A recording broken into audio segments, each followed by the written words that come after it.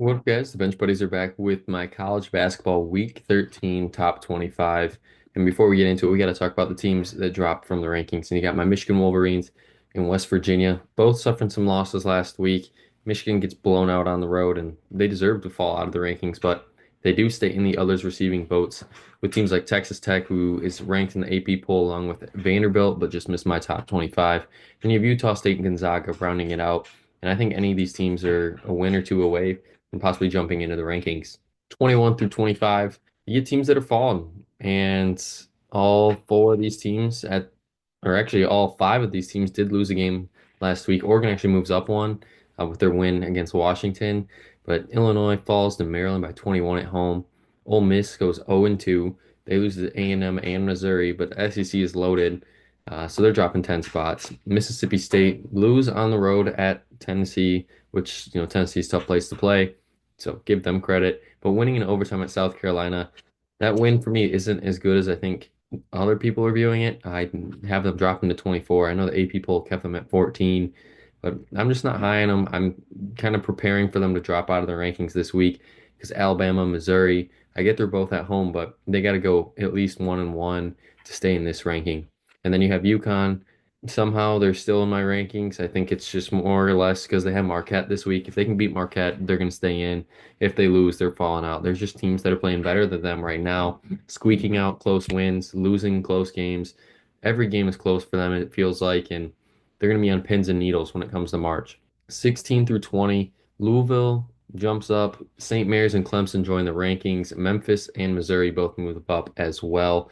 And I think Louisville's a team that isn't getting enough credit for what they're doing. 15-5, destroyed SMU this week. Get two easier opponents in the ACC.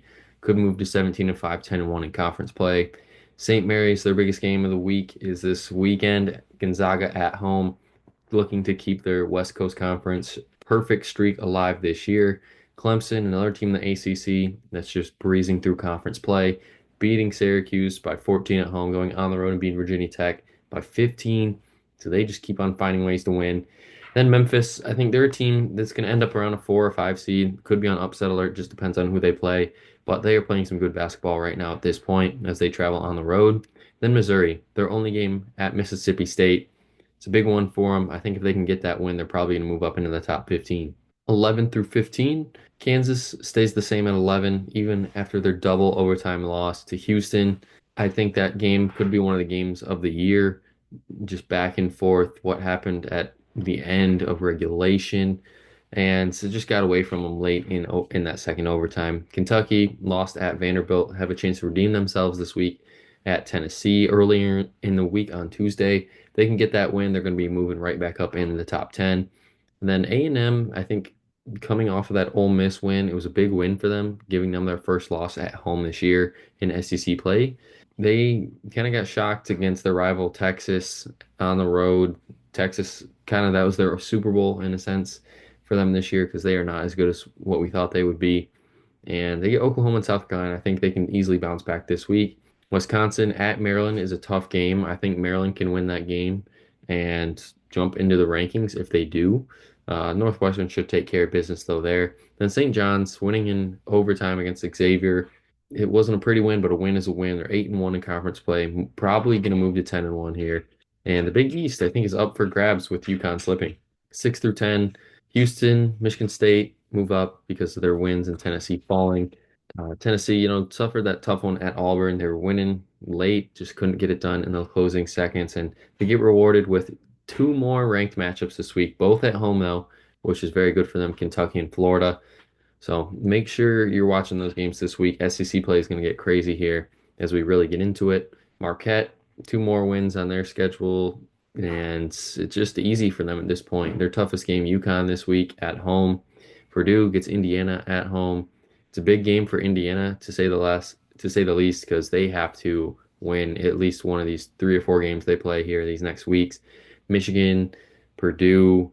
I think they also get Michigan State as well. So Indiana, really has to give it their all this week. And Purdue is an interesting team. They lost to Ohio State by 3 at home and blow out Michigan by 27.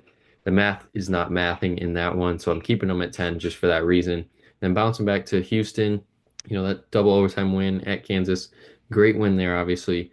They go to West Virginia. I think that could be a trap game for them on the road. They like to play defense as well. And I think that could be a very low scoring, close game. 1 through 5 stay the same. I think it's kind of what everybody expects at this point in the season. Auburn gets the close win at home against Tennessee, so they stay at 1. Duke, another dominant win on the road at Wake Forest. They should blow out North Carolina this weekend in their rivalry game. Iowa State is just playing dominant basketball right now. At Arizona, could be a challenge, but I think they'll breeze past them. Alabama, same thing. They're playing some really good basketball. They started to figure it out. At Mississippi State, could be a little trip up, but I don't think it will be because this Bama team, they can easily put 100 on you when they are hot, and when they're not, they can still score 80. So that's makes this Alabama team very dangerous. And then Florida squeaking by South Carolina on the road, but responding well after with a dominant win against Georgia by 30. And this weekend, like I said, Tennessee and Florida playing for not just rankings, obviously, but seeding in the SEC tournament as well. Florida 5-2, Tennessee 4-3. It's a big game this early in SEC play, and who knows where it's going to go because Florida's the big surprise team in the SEC this year. If they can get that win on the road, they might be jumping up even with some other teams winning. But that's going to be it for my week 13 top 25. Check back next week to see if your team makes the cut. But until the next time, the bench buddies are out.